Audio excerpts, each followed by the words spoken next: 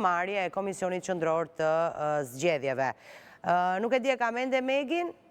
Atëherë, me Megin do të lidhem sërish pak më vonë për të kuptuar edhe se si po shkon procesi i votimit, sepse për pos votës të diasporës që po numërohet në një ambient të posaçëm tek Parku Olimpik, aty edhe votohet. Kështu që më vonë do të lidhem sërish me të. Tani shkoj në Gjirokastër me kolegen Brikena Metaj për të parë se si po shkon procesi i votimit deri në këto momente dhe mbi të gjitha sa është pjesëmarrja deri tani. Brikena, të përshëndes.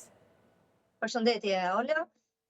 Duket se pjesëmarrja në Gjirokastër është pak a shumë me të njëjtat shifra siç ka qenë edhe në zgjedhjet e kaluara.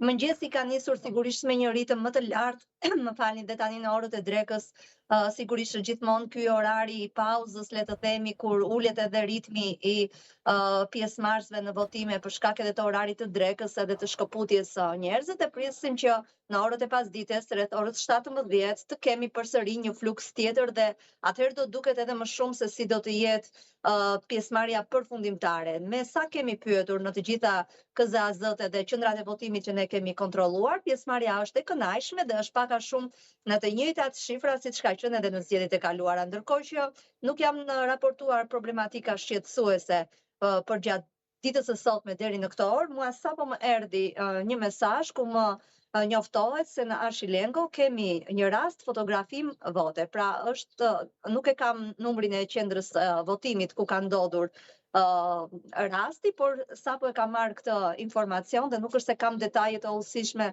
se kush ka qenë personi që e ka bërë dhe se si ka ndodhur, por di që është një rast fotografim vote dhe mund të them se në të gjitha vitet që unë kam që raportoj, ky mund të jetë në rastet e pakta që ndodhin që e tillë në Gjirokastër ose të paktën që ne e raportojmë në media dhe e kemi raportuar pikërisht në momentin që sapo ka ndodhur. Do t'ju pyes më tej për të marrë më shumë informacione mbi këtë. Është sigurisht një vepër penale e dënueshme dhe ndoshta do të ketë edhe ndonjë njoftim nga policia për rastin. Ndërkohë që nuk kemi raportime për problematika të tjera në qarkun e Gjirokastrës, përveç se kemi patur edhe një rast votim familjar në Frashtan të Drokullit, por duke qenë se kanë qenë mosha të thyera dhe janë situata që ndodhin mes këtyre moshave, sigurisht që ka patur ndërhyrje nga komisionerët për të qartësuar e gjithë situata.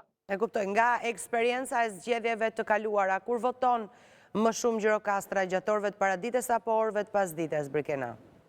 Gjatë orëve të paradites kemi fluksin më të lartë dhe duket se kemi arritur maksimumin, jemi të rreth 28% të pjesëmarrjes deri në këto momente, por është edhe ky orar që pas orës 17 deri në orën 19 dhe ka patur raste që është shtyrë edhe votimi ku kemi sërish pjesëmarrje. 36% e kemi patur në zgjedhjet e 2023-shit, të shohim se si do ta kemi në këto zgjedhje, të shpresojmë që të arrijë prap 36-ën.